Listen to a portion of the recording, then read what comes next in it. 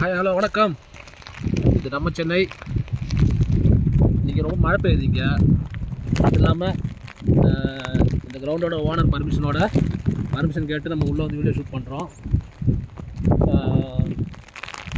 இன்றைக்கி நம்ம பார்க்க போகிற டாபிக் என்னென்னு பார்த்தீங்கன்னா, இப்போ நீங்கள் பி ஃபினிஷ் பண்ணியிருக்கீங்களா? பி ஃபினிஷ் பண்ணிட்டு அப்ராட் ஜாப் ட்ரை பண்ணுறீங்களா?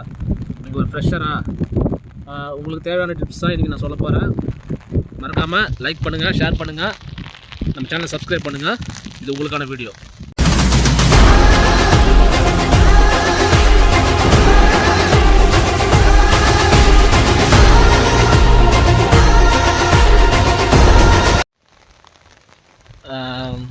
வணக்கம் நேர்களே, என்ன பண்ணுறது சொல்லுங்கள். சேனல் ஆரம்பித்து இப்போ தான் ஒரு வாரம் ஆகுது. ஒரு வாரத்தில் நம்ம மட்டம் போட்டால் அப்புறம் சேனல் படுத்துகிறோம்.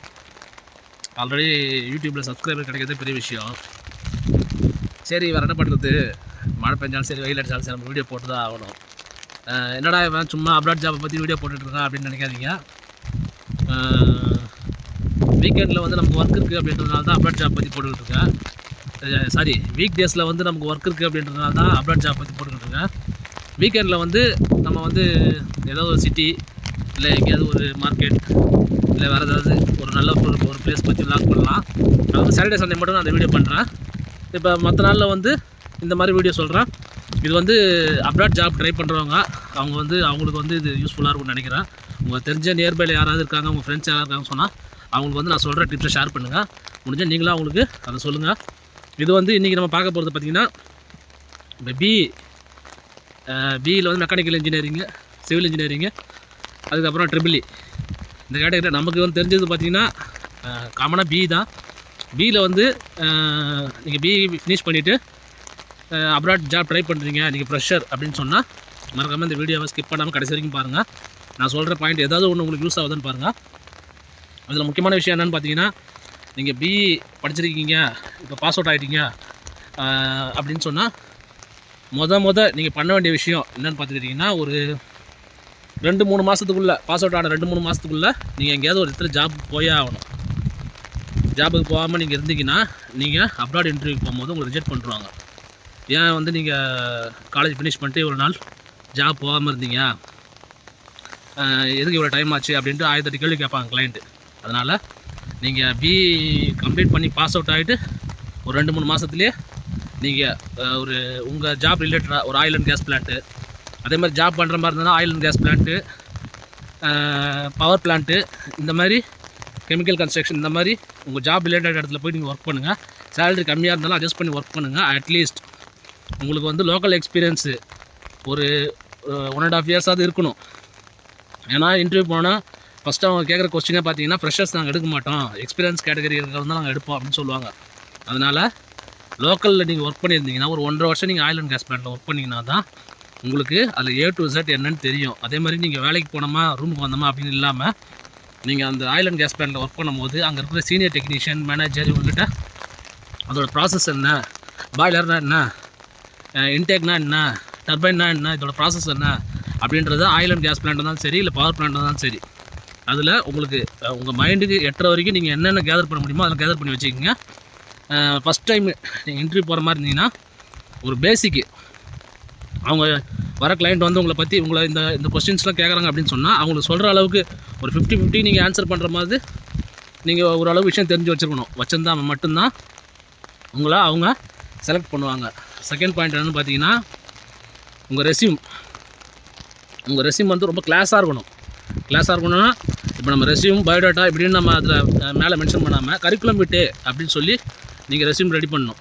கரிக்குலம் விட்டே இருந்தால் நம்ம ஆக்சுவலாக நம்ம ரெஸ்யூம் வந்து ரெடி பண்ணணும். கரிக்குலம் விட்டில் வந்து பார்த்திங்கன்னா சும்மா நார்மலாக நம்ம ஸ்கூல் மென்ஷன் பண்ணிவிட்டு, பாஸ்போர்ட் நம்பர் மென்ஷன் பண்ணிவிட்டு, எக்ஸ்பைரி டேட் மென்ஷன் பண்ணிவிட்டு, அதுக்கப்புறம் பி படிச்சிருக்கேன் இப்படின்னு மென்ஷன் பண்ணிங்கன்னா அந்த ரெஸ்யூம் சுத்தமாக செல்லுபடியாக ஆகாது.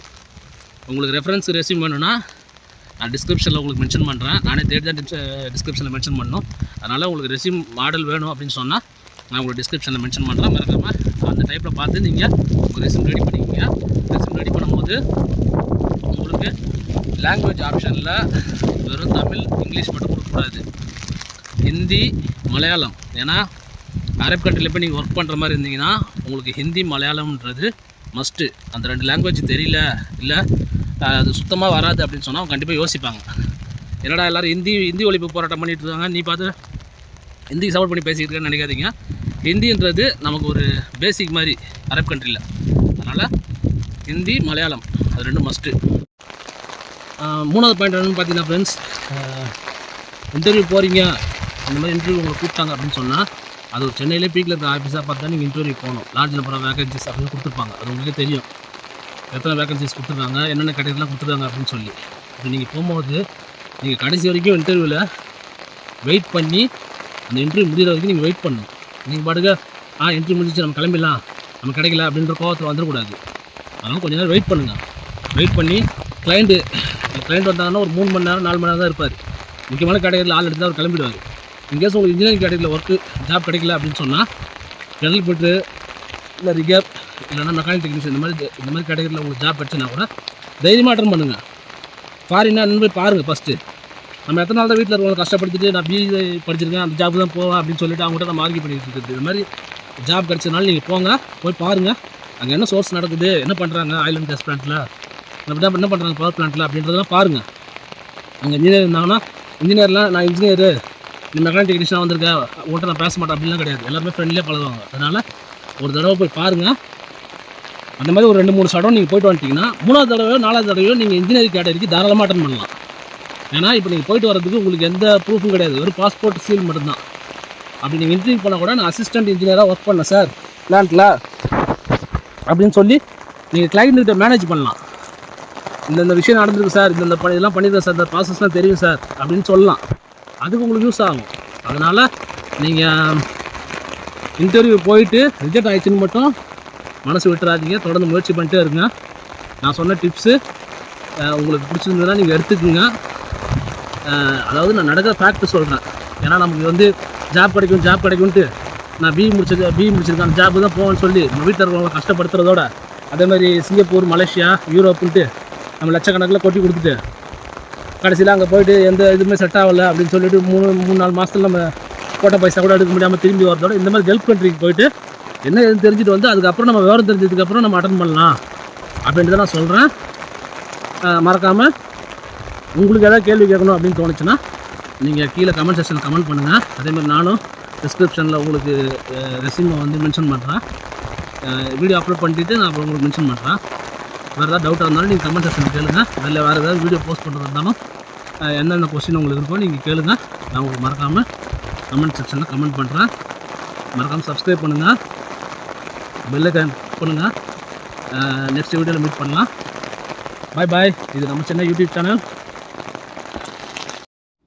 மறக்காமல் சப்ஸ்கிரைப் பண்ணுங்கள்.